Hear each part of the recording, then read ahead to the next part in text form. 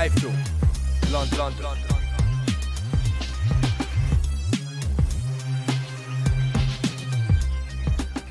iFILM, London.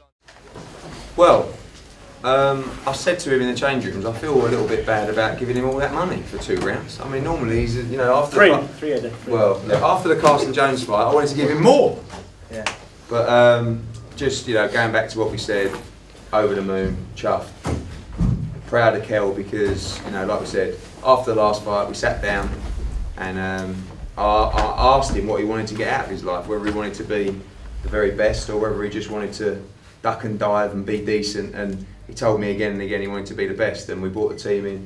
You know, Dom's done great work in keeping him on the leash, and we've been speaking, exchanging text messages, you won't know about this, making sure we know where you are all the time, and we've got 24-hour surveillance on him and stuff like this. But seriously, you know, all the team, Dave, you know, from S1 Supplements, Dave Hembrough, Dom, it's been an unbelievable camp, and the transition from probably being 30-40% to probably being about 80% now. You saw what he'd done. I mean, the punch in the first round did all the damage, and then the jab was just a peach under the nose. Just a different fight, a different power, and just buzzing about the future. So I think we're open to the floor. Questions? Easier than you thought it would be? It were actually.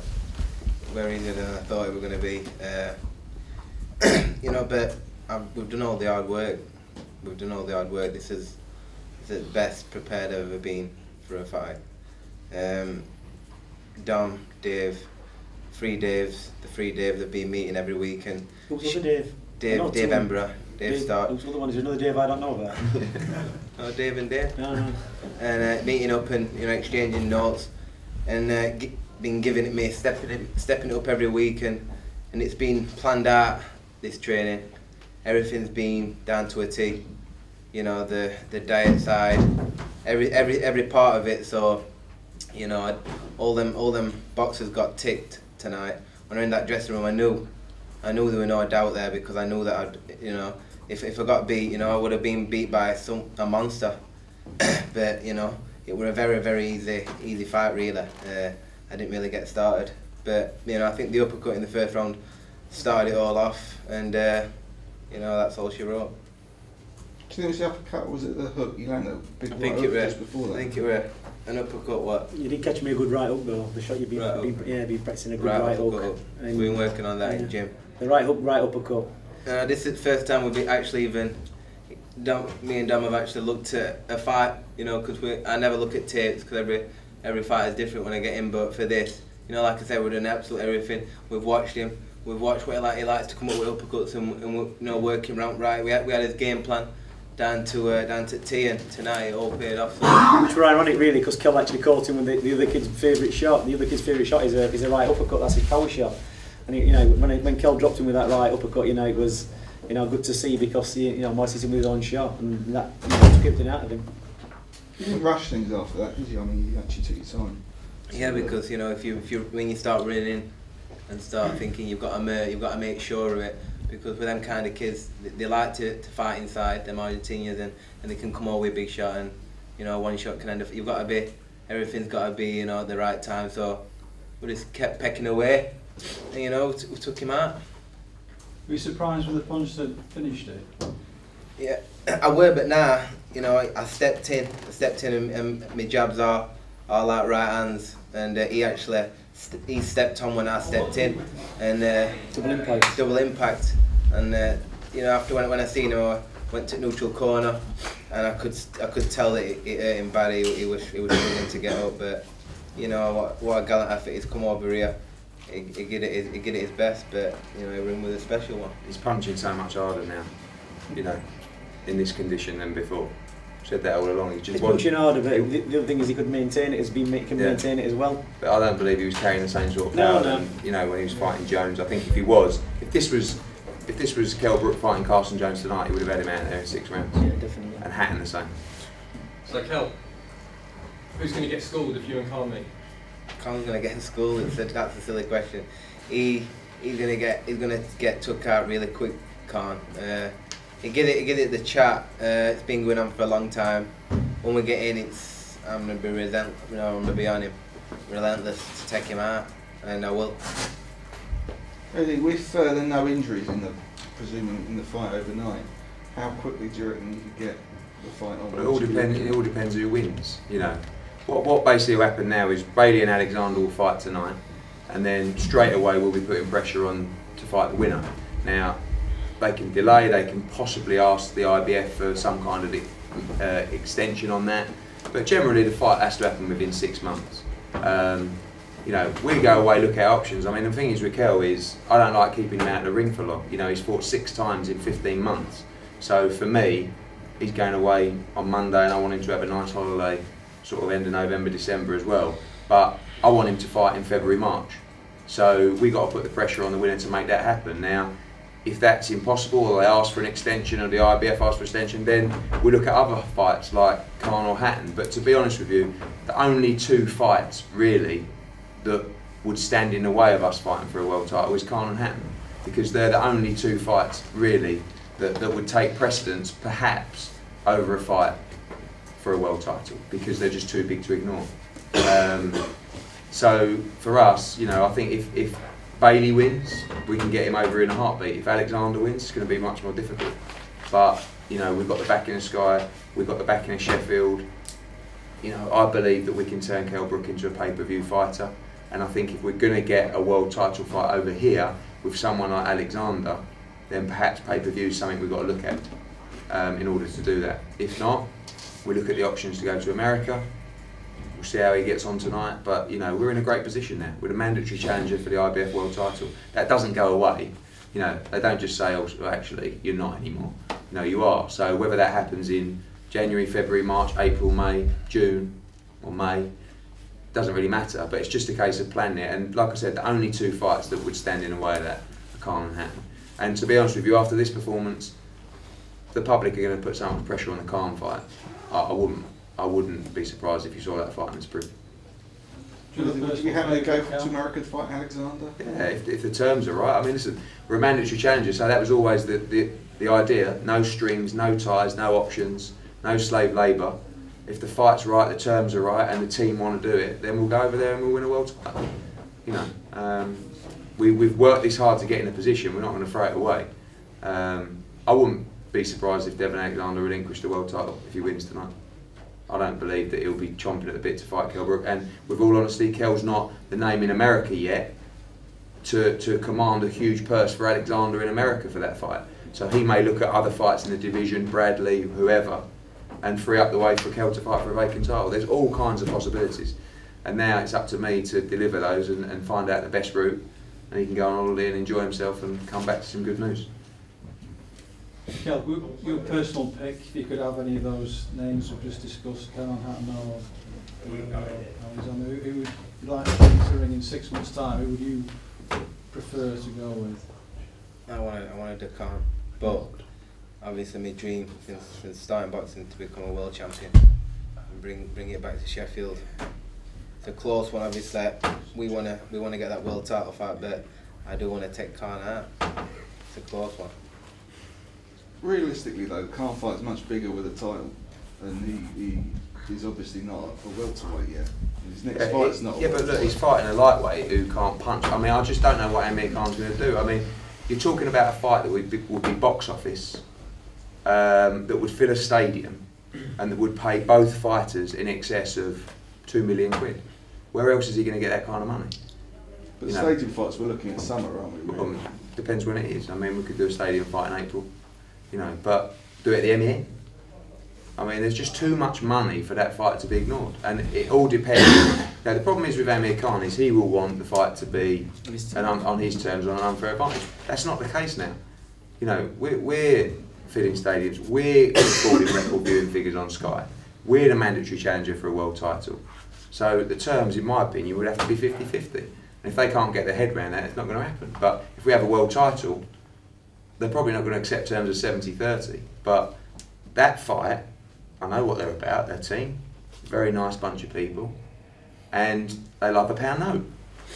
So there's too much money. That's the biggest fight out. You know, the Hatton Khan, Hatton Brook Khan, they're the biggest fights financially that can happen for KELL BROOK, for Ricky Hatton, and for Amir Khan in the next 6 months. So we'll see if he fancies it. It's there if he wants it. But he ain't. I mean, he'd get destroyed against Kell. It really would. Any chance they're organising a tremendous 3 tournament? Yeah, tremendous 3. Yeah. But listen, no disrespect. You can't criticise. Yeah, Amir Khan's achieved more in his career than Kell Brook has to this day. So you've got to respect him. He's won world titles. He couldn't live with Kell Brook. Ricky Hatton is a legend. He couldn't live with Kell Brook, you know. So we'd take any of those at any opportunity. But we're in a nice position, you know. We've got those kind of options. But really, we've worked so hard to get to this position. We've got to explore that and try and make that happen. Going back to tonight, Dom, what were your thoughts on Kell's performance and the way ahead for The thing is with Kell, it's that, you know, we've always talked about this, and you get it with very good fighters. You always knew he's got a performance like that in him, you know, but it's coaxing it out of him. And as the time goes on with Kell, I've known him since he's 9 years old, and you've got to set him challenges. You understand? That's what he gets worked up about. I've noticed, you know, he's had a bit of a lull. He's had the Endul fights, the Matthew Hatton. I think Carson Jones was a bit of an anticlimax for him after Matthew Hatton because of the name and the performance. But the thing with Kell is now, I think, you know, after sitting down with Eddie, Dave Stash, Dave Ember, you know, what I've seen in training this time is he's coming to training a stone lighter. He's coming to training camp 12 weeks before a stone lighter than he ever has. So to be honest, it was a pleasure training because it was easy. Everything that we wanted him to do in training, he could do because he was fit enough to do it. It wasn't just exercising, losing weight, you know. And you know, the best thing that could have happened to him was the Carson Jones fight, and I'm glad it happened. You know, all right, got his nose busted. It was a rough ride, and you know, a few things came under question. But he was either going to learn from that fight and come out stronger, or he was going to make an excuse and do something else. We saw after, you know, and what was ironic, 2 weeks after that fight, is Amir Khan got smoked. You know what I mean? He got the best trainer in the world, he got the best team behind him, yet, you know, whether he didn't go out and follow the plan. And Denny Garcia was not a fantastic fighter. You know, Kell had the Gypsies warning, he's adapted from that, he's come out a stronger, better fighter. You know, Amir Khan, he shouldn't have got beat by that fella, and he did. And then he's turned around and said, you know, Freddie Roach, maybe I didn't get enough attention. At the end of the day, when they get in this ring, it's not me taking the shots, it's not Eddie taking the shots, it's Kell Brook taking the shots. And no matter how much you tell kids and try and get them down the right road and force them to train and do everything right, at the end of the day, it's not me and Eddie getting hit, it's them. And we've got their best interests at heart. This time, he has trained to absolute perfection. Eddie says, you've seen 80% of Kell Brook tonight, because I said to Eddie when we had this new plan, 12 weeks, conditioner, nutritionist, that he can't roll into 12 weeks, you know, everything. It's going to take another training camp for 12 to 16 weeks, up to the world title fight. If we'd have done this for the world title fight, I'd have probably been concerned. But we've had the camp. Kell knows what's going to be asked of him, and next time he's going to have to push that much harder, and he'll come out another level again. So we've seen him in 80% tonight. When he gets in that world title fight, because everything's in place, the diet plan, the conditioning, the sparring, the training, the whole team behind him, Kell Brook knows now what it's like to be treated like an elite fighter. But Kell Brook's the man who's paying the money. Understand? If you don't pay the money, if you pay peanuts, you get monkeys. If you pay the men, it's paid this fella, it's paid somebody else. Eddie's done the job, he's paid me. It's all come together, and it was a quarter. It was 25% of the Carson Jones fight. He lasted 25%, 3 rounds, and it might have cost him a couple of grand more to do it. And that's got to be good, hasn't it, Kell? It's got to be good. You know what I mean? It's the best shape he's been in. I'm pretty sure I paid for it. Well, maybe. I'm trying to make him sound like he's putting his hands in his pocket. As far as everyone got that on record, Kell definitely paid for it. But you know, like I say, you can't fault him in that performance. He did everything right. In training, you never saw him, you know, not that he quits anyway, but you never saw him, I'm tired. Every single challenge, he rose to every single challenge. We went to Forteventura for 2 weeks. We had a training camp set up, a fantastic guy over there called Adam Bailey. He ran round for 2 weeks, everything that we wanted. He had us in the best hotels, he had us in the best health spas, best recovery, everything. 2 weeks of solid training. If he went over there for 6 weeks, I'd hate to think what he'd look like. He'd be absolutely, you know, he'd be freaky. Because you looked at him on the scales that were weighing, and even Eddie looked and thought, look at him, he's absolutely shredded. No body fat on him. And he didn't get out of first gear. We're saying this, he didn't get out of first gear. The shots what he threw, they were all solid, they were on time. The combinations that we worked out in the gym, the shots that he was going to throw, he hits Saldivia with every single shot. And every time he hit him with the shots we planned, he had him. So it's a fantastic performance. All you Sheffield press, Dave McCarthy, Managing Director of Sheffield United. Hi Eddie, congratulations to Kell and the Brook camp for all at Sheffield United. A world title fight at Bremel Lane in front of 30,000. plus Sheffield Pride and worldwide TV audience maybe is exactly what we need. Let's have a chat. Worth a thought, Eddie. Yeah. This is the kind of thing we want to do. You know, this is where we want to be. Dom, just sorry, following on from what you were just saying. Kel, if you had any demons, obviously tonight, well and truly out the door. From the Carson fight onwards, did you have any demons which you found that you need to get out during the training camp? Not really. I'm saying, you know, a lot of people said to me after the Carson Jones fight, what happened? You must have trained him wrong. You did this wrong. You know, at the end of the day, you can only train fighters to the level they want you to train them. You can't push them in the order and they can be pushed. If you're not doing things right, you know, you're not living right, you're not getting the rest, sleep and the nutrition. You know, we've had elite fighters. We've had Nazim Hamid. It was the same Nazim Hamid. I remember speaking to him after he got beat by Barrera, and I just said to him, what happened? He goes, you know what? He goes, I just got tired of doing it. He says, training, it became boring, it wasn't exciting, I found it a drag. And really, Naz, you know, I still believe Naz could have beat him, and Naz beat himself. You know, and his next fight he boxed Calvo, and he boxed absolutely shocking. And you know, with these type of fighters, you've got to challenge them every time. You've got to create something different. And maybe the mistake, if I've learned anything from the last fight, maybe it's that you've got to stimulate Kel in a different way to other fighters. You've got to challenge him every time. But it's only happened in the last maybe 2 or 3 years with Kel. Up until a certain point, he's always done the training, but now he's getting more mature. He's, you know, from 24, 25, 26, he's got a kid. He's living with his missus. Things have changed for him. His outlook's changed, so you've got to start stimulating him a different way. And I think we've found the right combination, you know, how to do it. Like I said, we had a fantastic training camp. You know, talking to Dave Stash, who was his nutritionist, after he came back, you know, everybody got a week of depression because it was that good. He came back, he was like, oh, back in Sheffield, it's chucking it down, and we've had a fantastic camp. You know, we could have stayed out there for another 2 weeks. You know, I couldn't get away with it because my missus just had a kid. But, you know, if we could have stayed out there for 6 weeks, Kel said to me, could you do this for 8 weeks? I went, yeah, I could do it for 8 weeks. Could you do it? Yeah, definitely. You know, it was fantastic. If you could do 8 weeks in a camp like that, you know, come back for probably 10 days and walk into a fight, you know, he'd be a different beast again. So, you know, that's how it's been fantastic. A pleasure to work with this time. All right, guys. Thanks for your support as always. Look forward to the next part of the journey.